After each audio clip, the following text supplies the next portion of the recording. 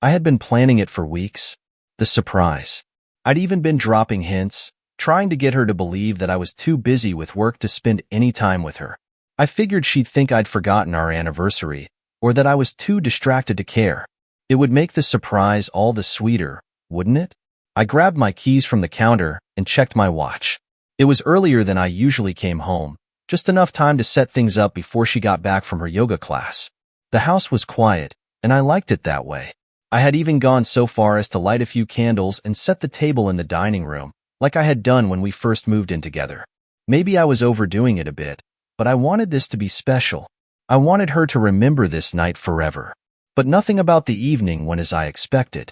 I pulled into the driveway, shutting off the engine with a strange sense of finality. The house sat there, too still, too empty. Maybe it was because the light from the setting sun was casting long shadows, but everything about the place felt off. I brushed it off, telling myself I was just overthinking things. After all, I had a surprise to pull off. I stepped inside the front door, hearing the soft creak of the floorboards under my weight. The house smelled like lavender, the same scent she loved. Everything was in its place, the way she liked it. There was a bottle of wine on the counter, untouched. Good. She'd be delighted when she saw what I had planned. I smiled to myself as I made my way through the house, the clinking of my keys against my belt the only sound. I knew she'd be home any minute. I stood by the door to the master bedroom, pausing for a moment to glance at the clock on the wall. It read 6:15 p.m. She would still be at the studio for another 20 minutes. I was just about to open the door to the kitchen when I heard a sound. Faint at first, but unmistakable. A noise that made my heart lurch. It was a moan. A woman's moan. For a split second, I thought I was imagining it. But then, I heard it again, followed by the unmistakable sound of a man's voice. Deep, hushed, too close to ignore. Something inside me snapped, my pulse quickening. Without even thinking, I moved toward the bedroom door, the wood cool beneath my fingertips. The door was slightly ajar. I didn't know if I wanted to open it, but I couldn't stop myself. I took a breath and pushed it open, my heart pounding in my chest.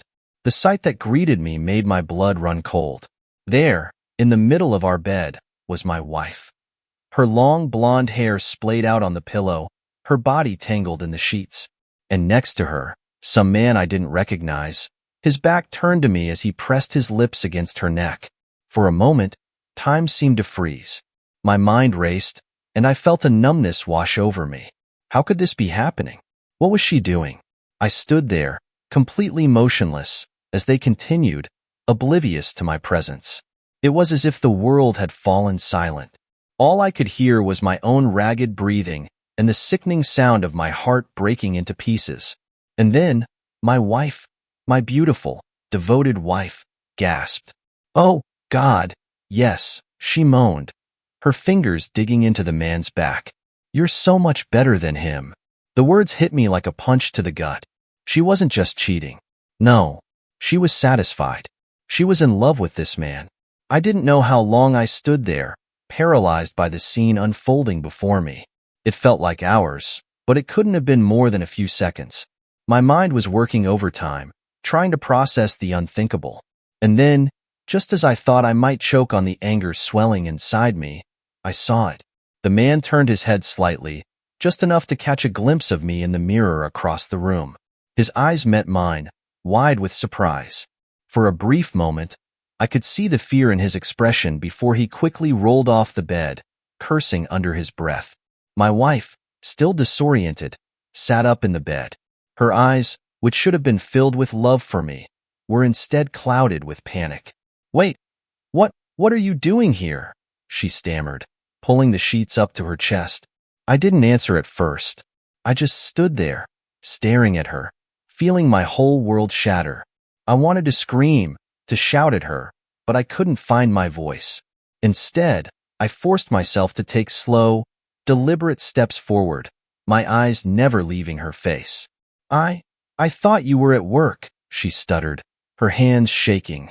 What are you doing here?" I could barely stand to look at her, but I didn't back down. "Surprising you," I said, my voice cold, empty. "I guess I did surprise you." Her face twisted in confusion, and she glanced at the man beside her. He was fumbling with his clothes, clearly trying to get out of there as fast as possible. I didn't care about him. I didn't care about anything anymore. Then, she did the one thing I hadn't expected. She turned to him, her voice pleading, her expression desperate. "Go," she said, almost in a whisper. "Just go." The man hesitated, clearly reluctant to leave, but after a moment, he grabbed his jacket and bolted out the door. I was alone with her now. I didn't speak. I just watched him disappear into the night, my fists clenched by my sides. The anger roiled in my chest, but so did something else, a cold, calculated clarity. This wasn't the end. No, this was just the beginning. I had been planning a surprise for my wife, but now, I was about to give her the shock of her life. The silence in the room was suffocating. I could feel the air growing thick with tension as my wife scrambled to pull herself together, tugging at the sheets in a failed attempt to cover herself. She looked so small, so helpless in that moment, and I almost felt pity for her. Almost. But then, her eyes met mine. Those eyes that I used to see as a source of comfort, of home, and I felt something shift deep inside me. A coldness.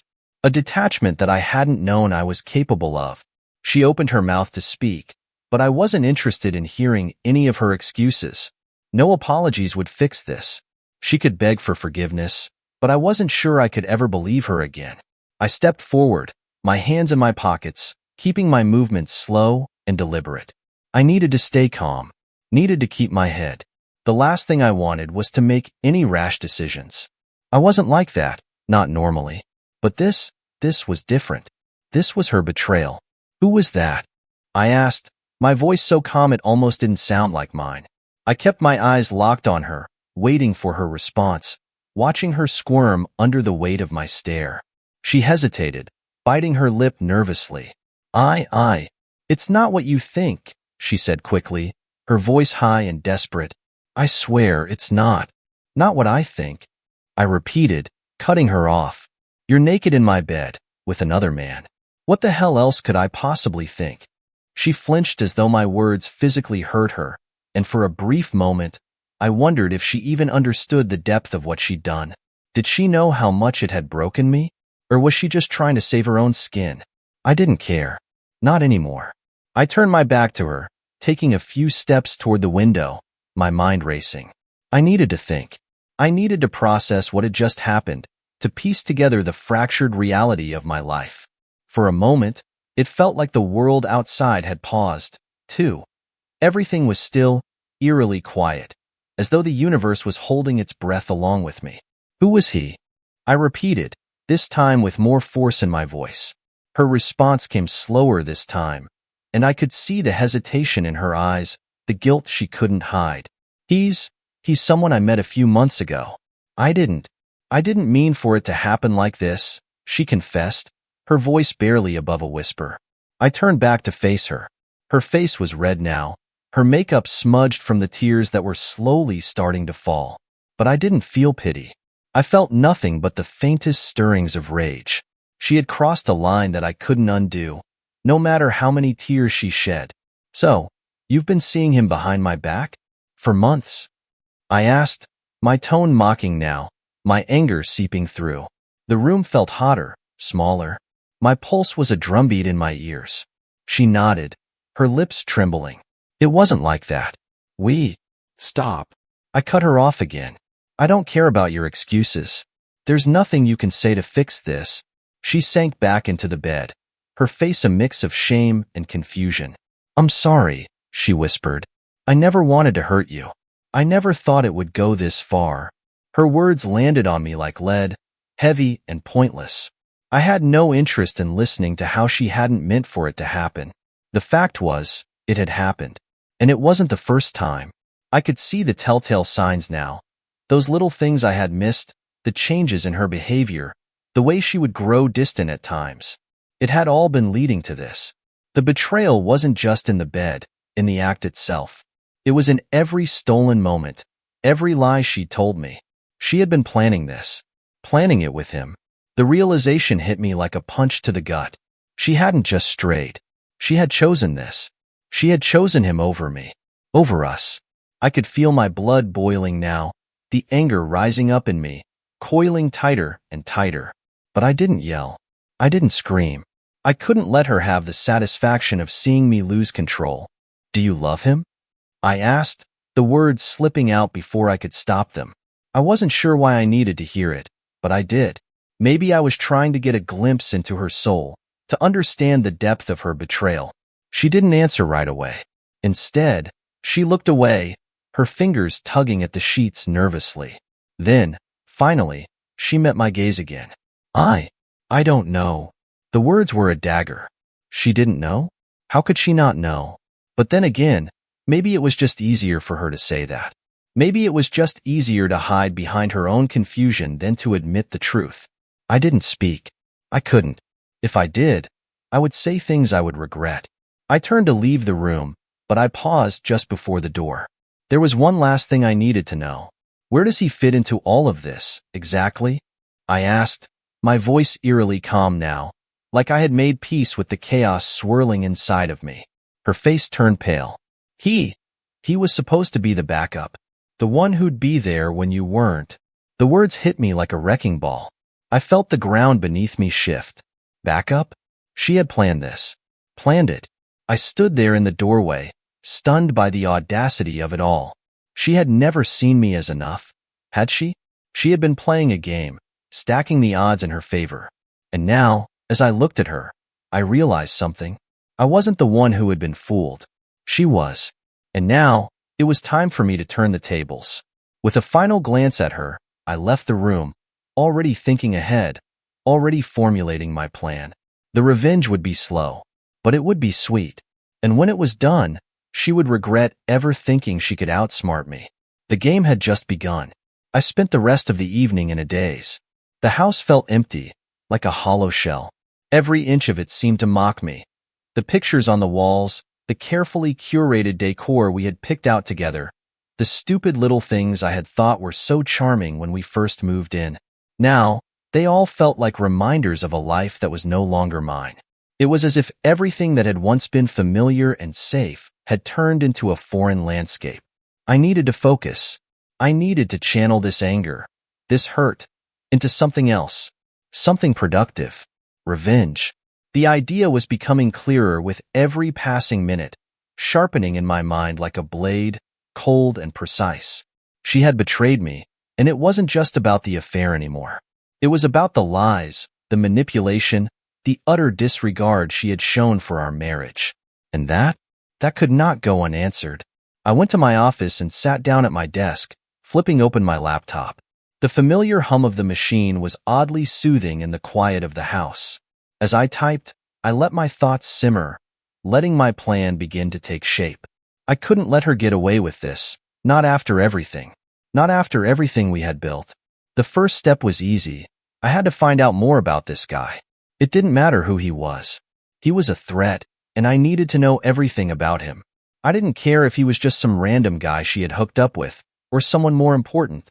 I needed leverage, and I was good at finding things.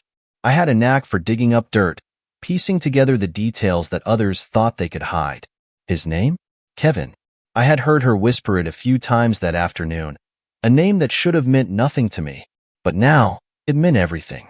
I ran a quick search on my phone, pulling up a few social media profiles that matched the name.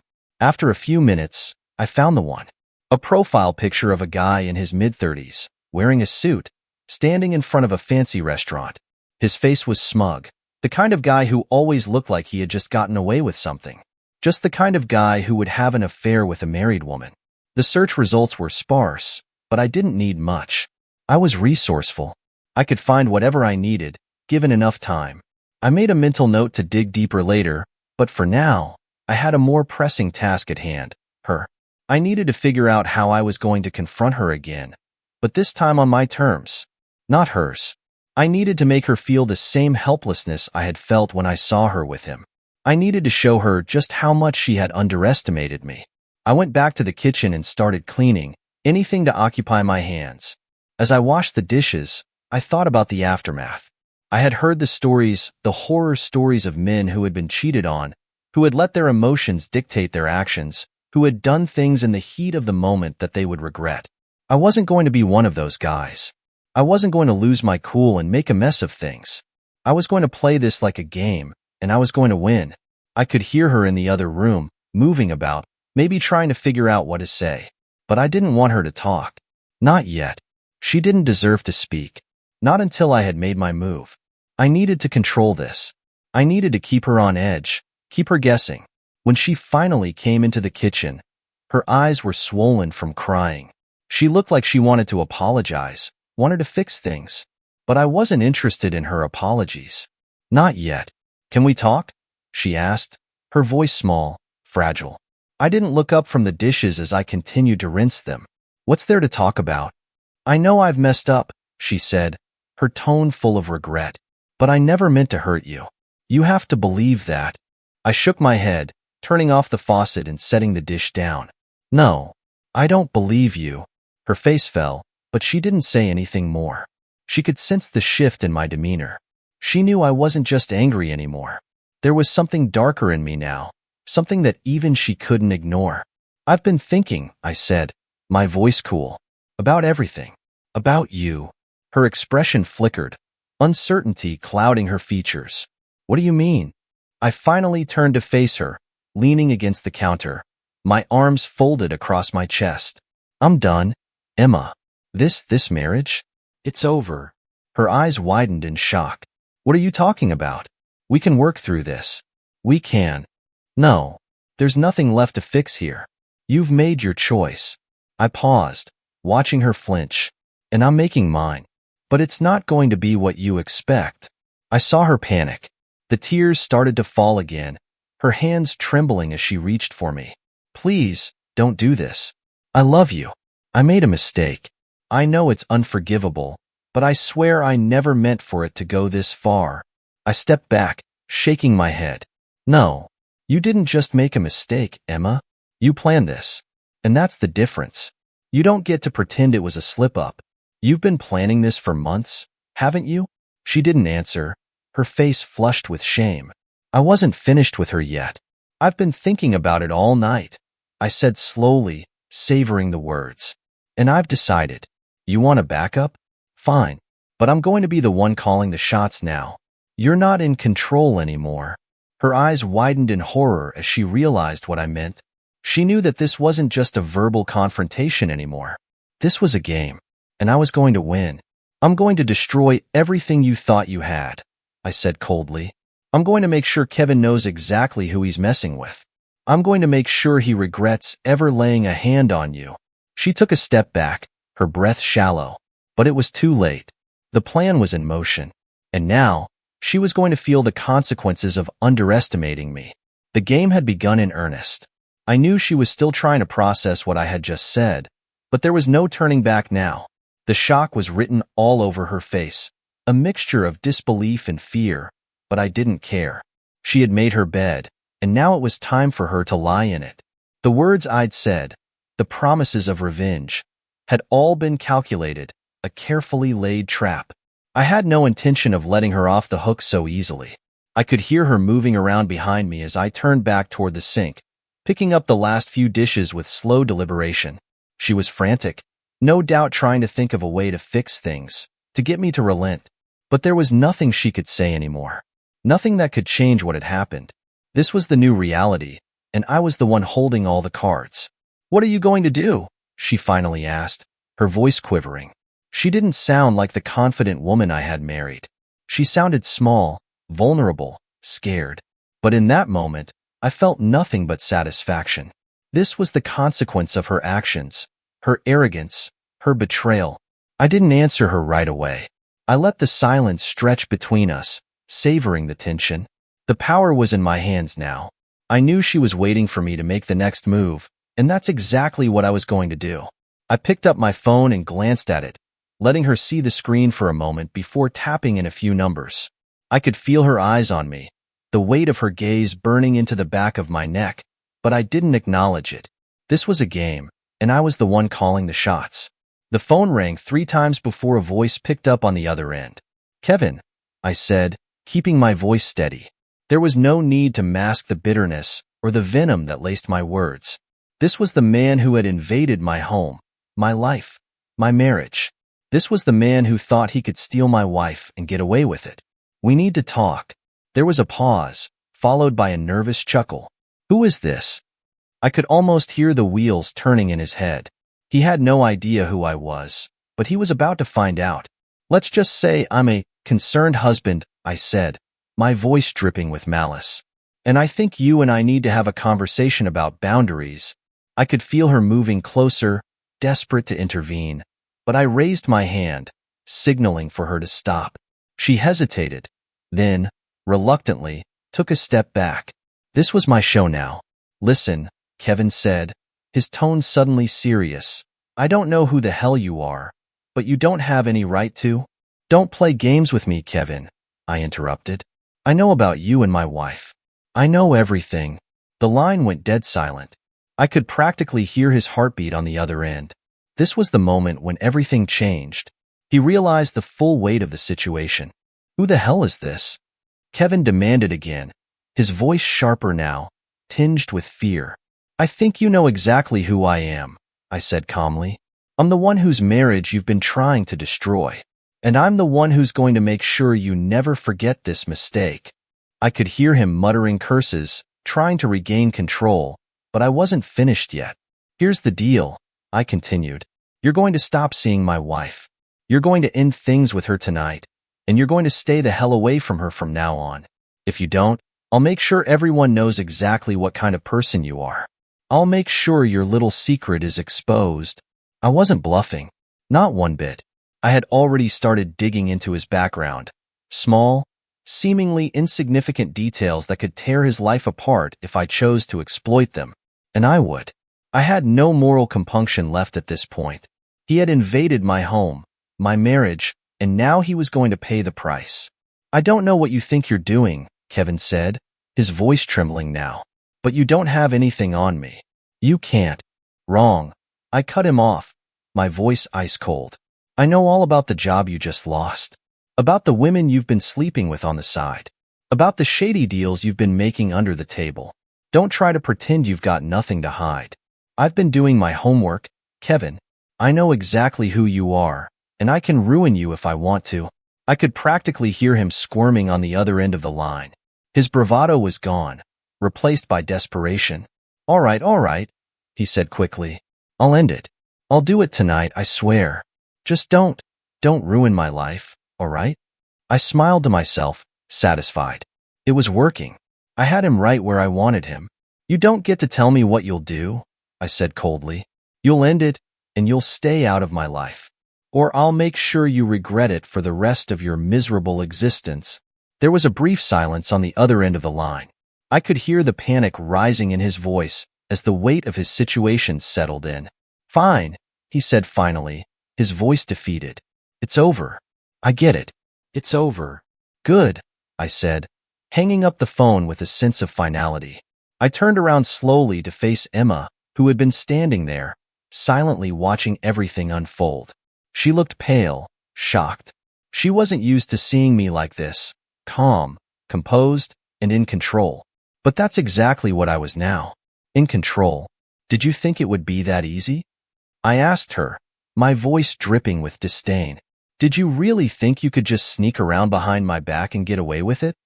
Her lips trembled, but she didn't respond. She knew it was pointless. She could see it in my eyes. This wasn't about getting her back or finding closure. This was about power. And I had all of it now. Kevin's out of the picture, I said slowly, my gaze never leaving hers. But you're still here. And you're going to regret everything you've done. You'll see. Her face twisted in confusion, but I didn't give her a chance to process it. I wasn't done yet. This was only the beginning. The game was far from over. The next few days felt like an eternity.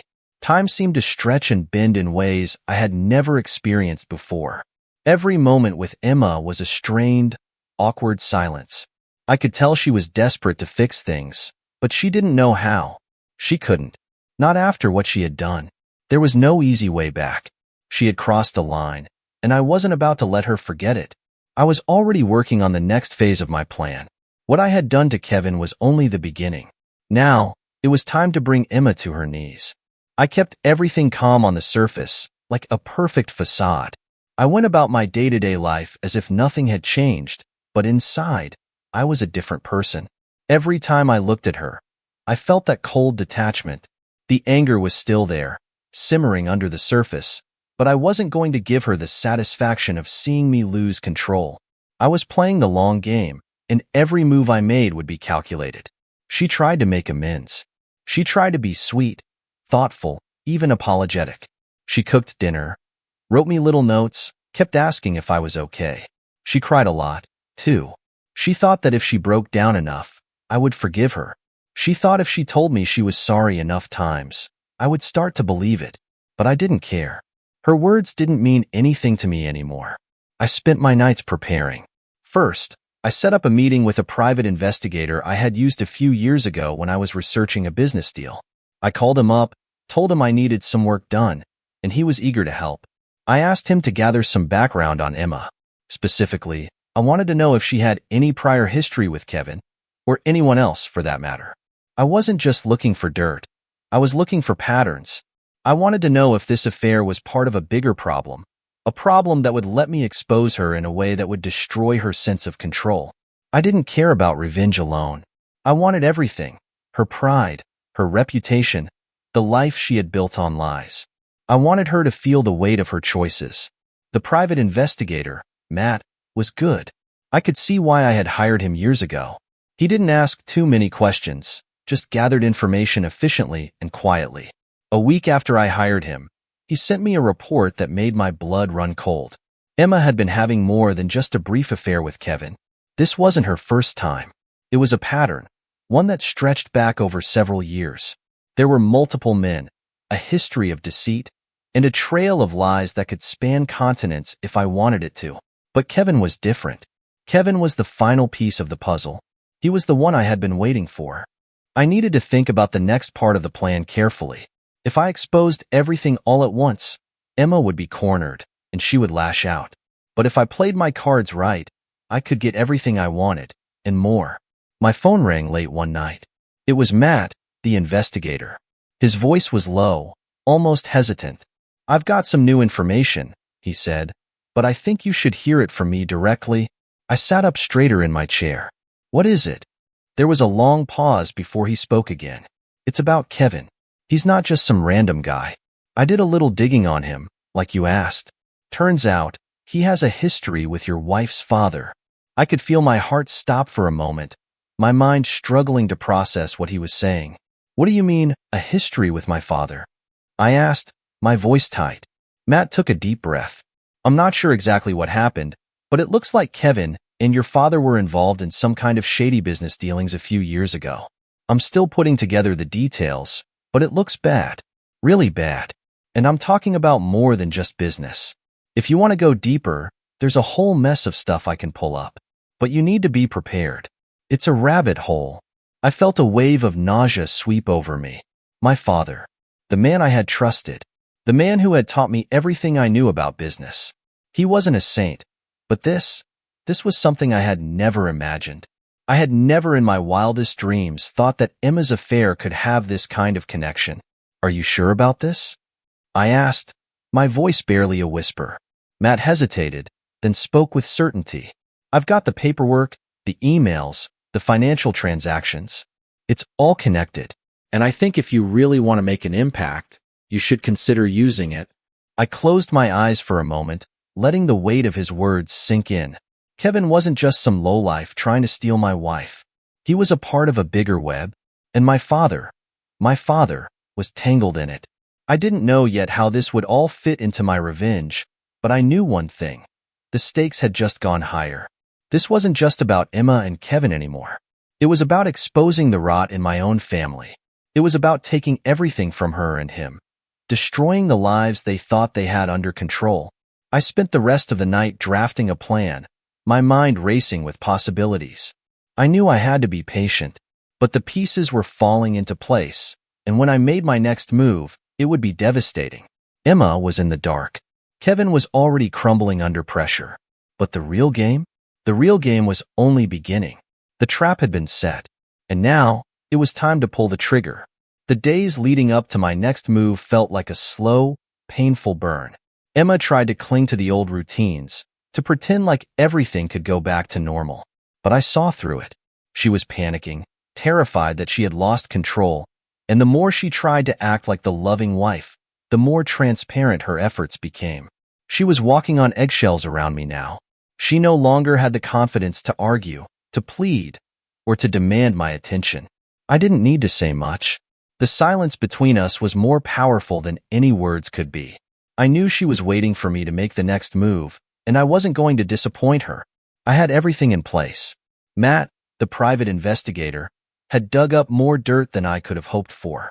And then, there was the bombshell, Kevin's connection to my father. It was the perfect weapon, one that would shatter everything Emma thought she knew about her affair, and send a tidal wave through my family. I wasn't just going to ruin her life. I was going to ruin theirs, too. The most beautiful part? She had no idea what was coming. I spent hours drafting the message I was going to send to both Kevin and my father. There was no room for error. The timing had to be perfect. I wanted to get both of them on the edge, waiting to see how I would play my cards. For Kevin, I wrote a cold, calculated note. I know what you did with my wife, but now I know something else. Something that connects you to my father. And believe me, Kevin, when I say this, you don't want to cross me again. I'm giving you one chance. Walk away from her. Walk away from this life, and I'll keep your secrets. Stay, and you'll regret it for the rest of your life. It wasn't a threat. It was a promise. As for my father, I was more subtle. He didn't know about my investigation yet, and I intended to keep it that way for just a little longer. The message I sent him was short and simple. We need to talk. I found something I wasn't expecting. Meet me at 9 p.m. tonight. You'll want to hear what I have to say. I didn't need to explain more. My father and I had always had a complicated relationship, but he knew better than anyone that I wouldn't ask to meet him unless I had something important to say. That made him nervous. And nervous people made mistakes. I could feel the weight of the night pressing down on me as the hours ticked closer to 9 p.m. Emma had gone out for the evening, her fake business dinner excuse hanging in the air. I knew she was meeting with a friend, but I didn't care. She was still living in the fantasy world she had built for herself. She thought I was weak. She thought I'd fold. But she was wrong. So wrong.